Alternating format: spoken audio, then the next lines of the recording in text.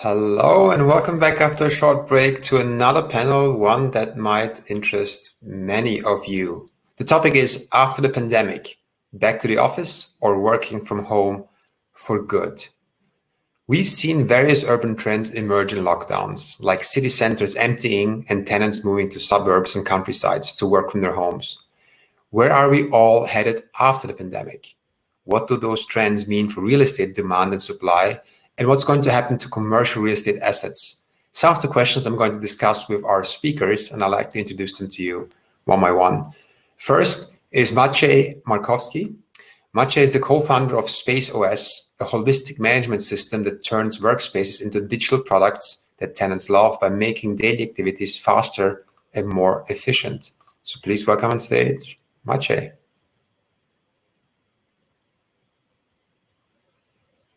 Hi, welcome. Also joining us will be Devrim Kahramanoglu. Devrim is Director of Operations at Uncommon, the flexible working spaces and co-working environment where every detail is designed to inspire and energize. So please welcome on stage, Devrim.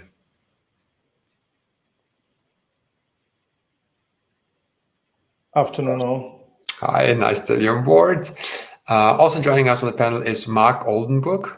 Mark is Senior Manager at Knotel, who design, build, and operate custom office spaces for established and growing brands, so they can be free to grow their businesses at will. Please welcome on stage, Mark. Nice to be here. Hi. And also joining is Rhys Black. Rhys is the head of remote at Oyster, whose mission is to remove the barriers between talented people and create full-time jobs globally, no matter where they are located in the world. Please also join and welcome Rhys. Hi. Hi there. So it's great to have you all on board for a big question that many have been asking themselves and are still asking themselves. And I would like to go into it with the obvious elephant in the room, right? Do you foresee a great return to the city centers once the pandemic subsides, or will current trends on decentralized living continue? Who wants to go first? Rhys, you almost had something on your lips. You want to start? Yeah, sure. I can take a stab at it. I think it's interesting wording for a start. I think there's an interesting to think around what do we define as great in the first place in terms of the percentage going back. If we look at other trends that came out of this, I think if we look at consumer spending, for example, it only took consumer spending to be 10-20% move online to have pretty significant impacts on brick and mortar. So I think even if the vast majority of companies do go back, there will still be a pretty dramatic shift in the way that we work. So I think that's definitely one thing. And then I guess along with that is the new norms that are coming along with that, the expectations. I was kind of in this space for a while before COVID happened, and I was saying that I guess remote work at that point in time was a competitive advantage, let's say, and then it all of a sudden became a competitive requirement. It's now expected. It's part of what companies are expected to offer. So I think those are a couple of points to start off. Okay, good start. Devrim, what's your take? Well, it's going to perhaps come across as quite biased, but I'll try to make this as fact-based as possible. There's no doubt that remote working has become a necessity given the lockdowns, and at some stage, felt like a never-ending lockdowns, right? And the technology supported that, which is great. But what we are seeing, particularly in April, that the demand for flexible office spaces where people are, unlike the traditional office environments, They have the flexibility. They can use the space for creative works. They can use the space as a hub. They can use the space for collaboration and co-working, etc. Is seeing a huge demand. To put some numbers around this, we are seeing 133% increase in demand in comparison to pre-COVID period. So this is for us quite an exponential increase when we look at it based on the historic data. Having spoken to some of the prospect clients or the existing clients, owners, CEOs, founders, decision makers, everybody's itching to get back to office so that they can get back onto creating a culture within their organizations, continue with creativity, and more importantly, focus on driving their businesses forward. So I suppose, in a nutshell, the answer is that perhaps future is flexible, and as a result, flexible offices will be on the rise even more so. Okay, interesting hypothesis. Maciej, what's your take?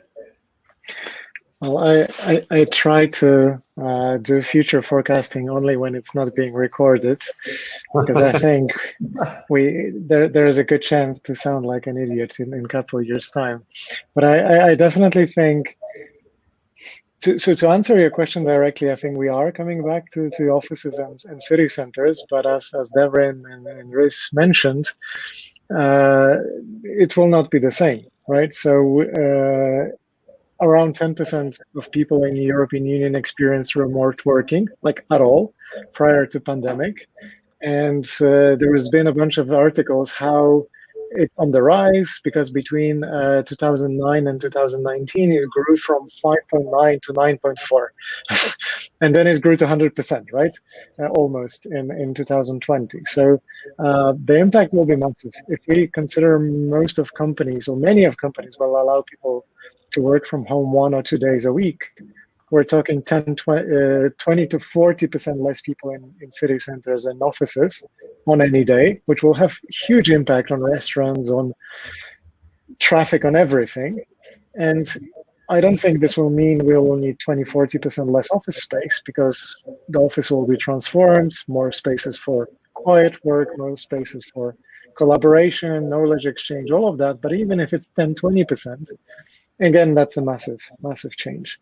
I think the leases will change. We'll see huge demand for short-term leasing.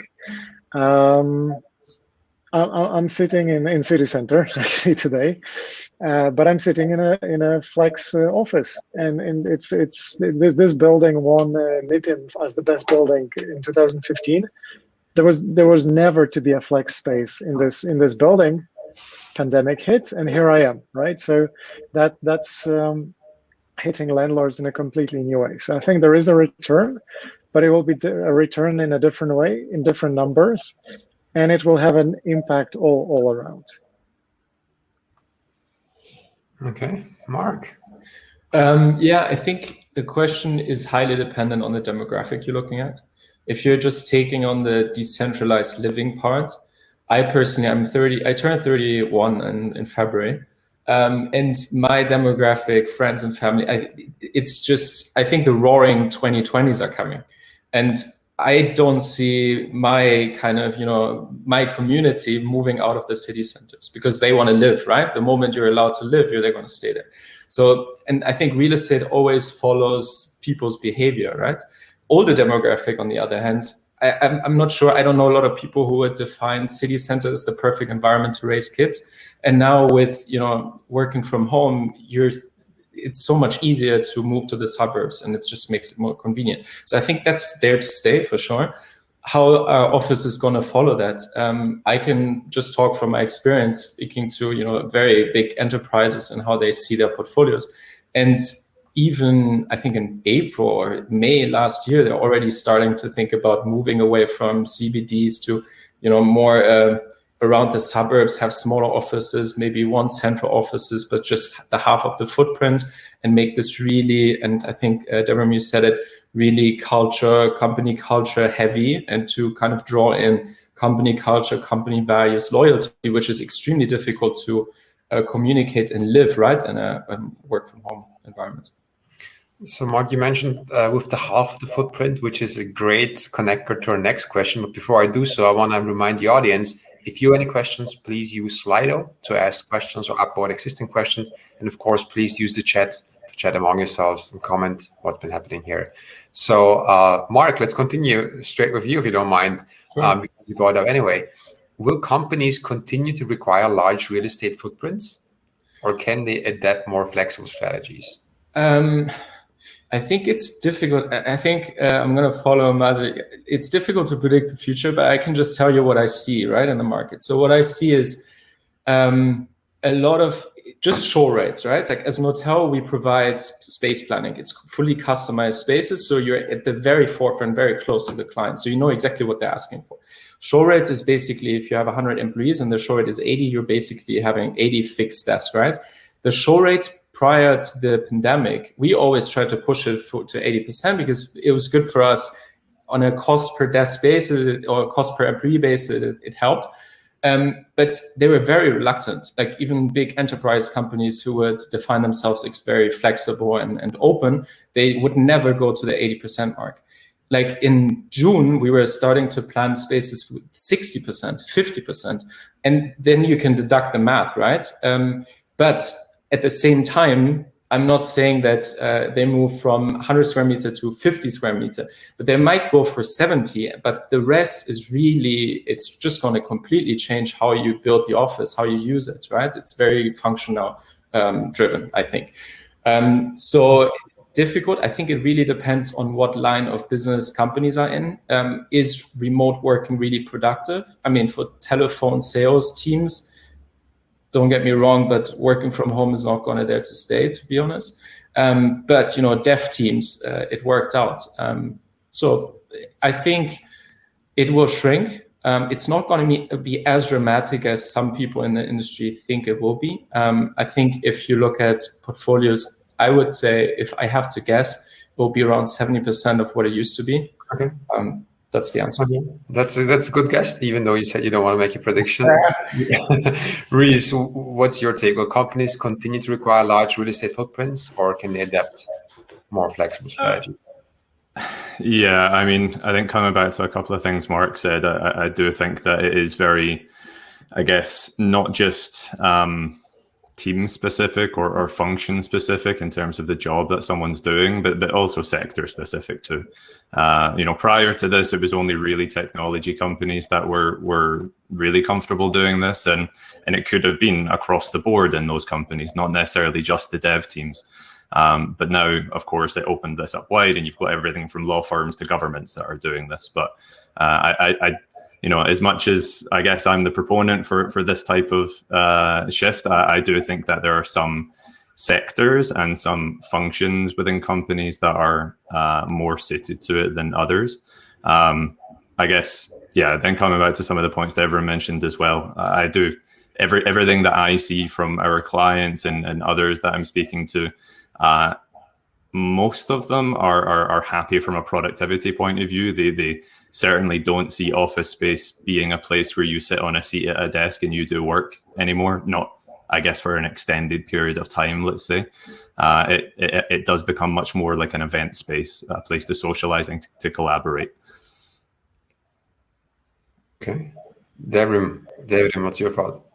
Well, I think a couple of valid points made, but I'd like to perhaps emphasize on the fact that, you know, flexible office spaces was such a small proportion of the office landscape as a whole, right? And I think the shift and the pandemic has accelerated the growth of flexible space or flexible offering in such way that, you know, Rhys just touched on, you know, current clients coming in, looking at the, you know, a 6,000 square foot floor plate and, you know, saying, okay, I want this to be designed in such way, you know, within our bespoke teams, we are ending up drawing a solution to the client that has, meeting rooms. There are breakout spaces. There are sort of calm zones. There are sort of collaboration areas, etc. So this old-fashioned banks of desks and seats, and people are like sardines stuffed into a big huge areas offices. I think it's going to shift very dramatically. That is what I'm seeing. This is in London a major shift at the moment. And in fact, some of the traditional landlords, we are as uncommon, owner operator. So, we sit in quite a unique position, but we see some traditional landlords, coming and asking, look, clearly our days are, numbered in a sense, and there's a huge demand for flexible, how can we do this, and what are the best practices, etc. So I would really and confidently argue the point that flexible office solution is perhaps going to be the way forward in the next couple of years. Okay, Maciej, still no predictions, or maybe? I mean, this one's easier, right? Because this is a much it's just an easier one. So it's there's so many contradictory forces. It almost feels like you're asking somebody to weight a bucket with sand, and there's one person throwing the sand out and another throwing sand in. So we as a company, we grew twofold in last 7 months. So we are now 50 couple, we were 25. But funnily enough, the amount of desks we have over the last 3 years, as we grow in numbers, the number of desks is decreasing. So we went from 20 to 15 to 9. And now we have 9 desks, 8 here and 1 in another city. So that, I guess, that would suggest the footprint will decrease. But I think we're peculiar. We're a tech company. We have people in 7 countries. Everything's on Zoom and Slack anyway. So to Rhys' point, it will vary sector to sector. At the same time, to Devrim's point, we've seen this trend towards densification for the longest time. I was a proponent of that trend, I would even say. There is a quote from Jeremy Myerson, which is a little bit horrifying to asset managers, which is the most green building is the one that is never built. And for that reason, all those activity-based working, desk sharing, I think was amazing, right? That you would be able to have more people, not more desks, more people per same amount of office space, good for environment, etc. I think this will have to change a little bit because we will feel less comfortable pushing elbows at work with pandemics and just kind of renewed awareness of what this means. But even if we do decrease the footprint, I don't think it's necessarily horrible news for landlords because I think corporates will be willing to spend more per square feet. They'll expect more things to be touchless. They will expect better level of service, better air quality. So it will be a very different world. And I think some buildings will adapt and they will be the big winners. And many people who have never thought about being in a tower, I think through this short-term leasing, these towers will be enabled. It will be suddenly open for them. So, it's I don't think necessarily that the Class A, Class B buildings are in trouble, but I think it will really, really change how offices look like as the function changes. We could have the whole session about this topic. So I touched on various. Yeah, and I think like what you said last, it will change the function of the offices. It perfectly neatly goes into the next question I want to ask, which we kind of touched base a little bit, but I would like to dive in a bit deeper. How do you see that companies' demands for office spaces are changing? So we're not talking about the quantity, but like what the office space itself should be able to provide. Who wants to go first? I can. Yeah, sure. I'll start with something absolutely inappropriate, which I think it wants not to kill the employees. Like the number one is it needs to be safe. I mean, that's it, right? That's the demand, which is also a demand to a building, maybe even more than to office space itself. But I think And this trend it's pre-pandemic, but the office is no longer the desk is the default, and thank God for that. I think we'll be coming to the office to do the things that can be done best in the office: make connections, exchange knowledge, build trust, and have this. I love the name of constructive eavesdropping. That's there are two people speaking about something, and you just happen to have an answer for it. Can happen on Slack if you have channels, etc. But I think there's a lot around knowledge exchange, knowledge building, onboarding people, keeping a culture and common understanding. That there is nothing that does it better than the office. And let's be frank, we don't all live in villas. And in many countries, so I have a little boy, I have a second on the way. I don't think I'll be able to work from home effectively very soon. And I'm not the only one, right? Very often we have panels like that with people that are pretty well off and are working outside of in the suburbs, and they're like, of course I can work from home. But for many people, particularly in crazy expensive cities like New York and London, you don't have that much space at home.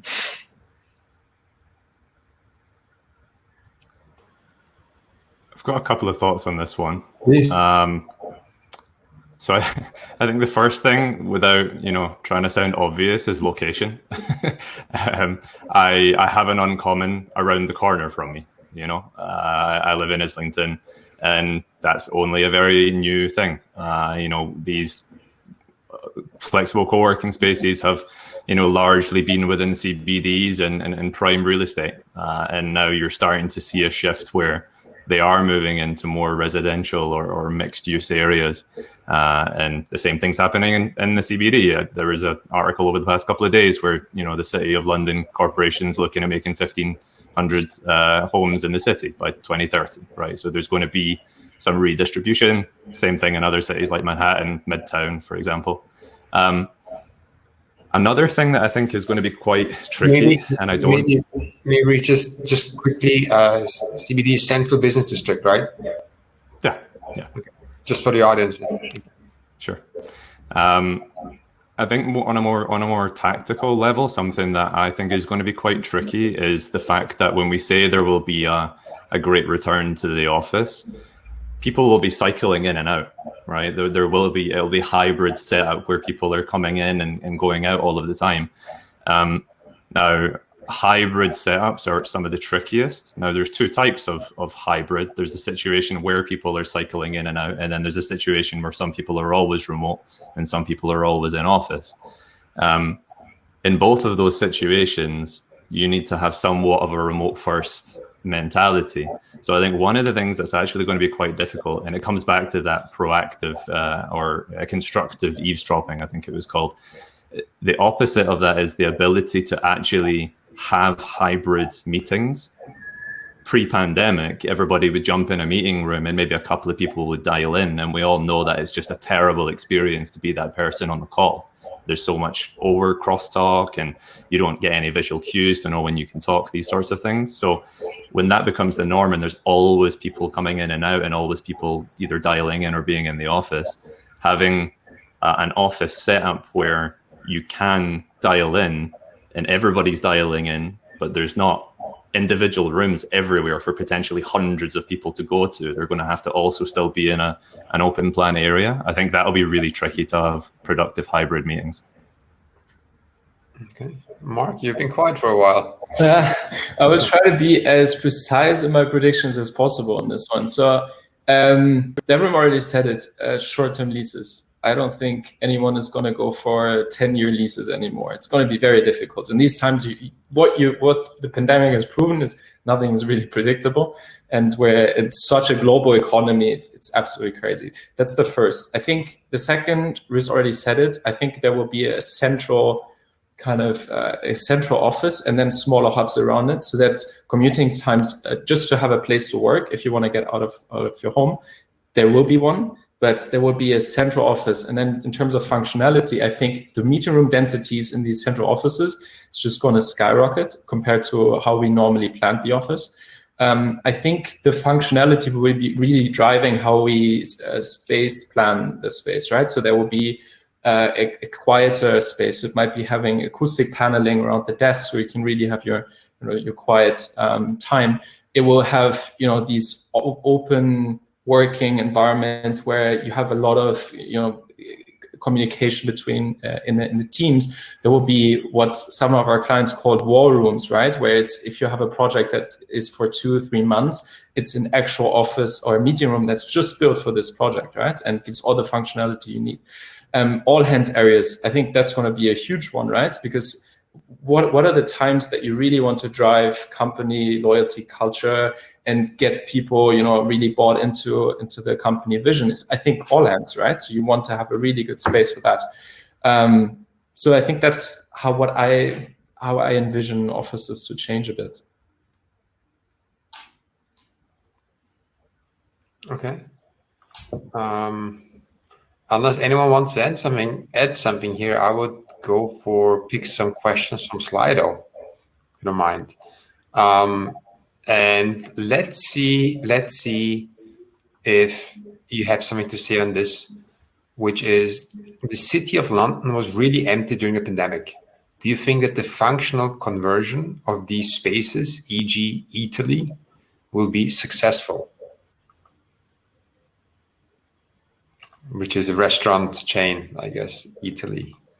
It's literally across the road from where I am now in Liverpool Street, and there's a huge queue out there simply because they can't host customers indoors, right?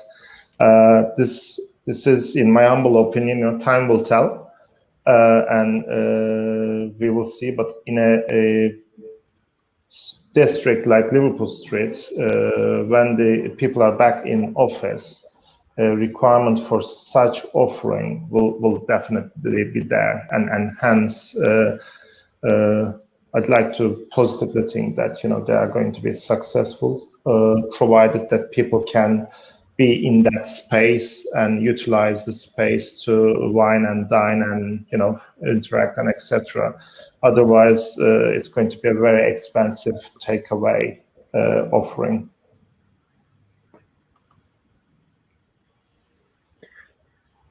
If I can add anything, I mean, if history teaches us anything, is what Mark says, is after pandemic the party starts, and I think there will be and I think there will be a lot of people wanting to make up for the time that they lost.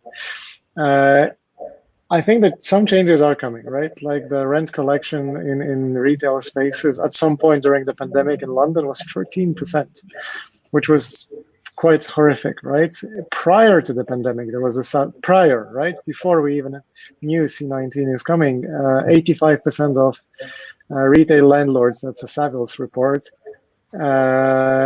expected they'll do something about those retail spaces and transition them into something else. So I think that will change, but I would probably change despite pandemic or no pandemic. But I think the cities will be alive. It's just, and the rotation is constant, right? We used to have pubs, then we have less pubs, then more shops, then less shops. It's a fluent thing.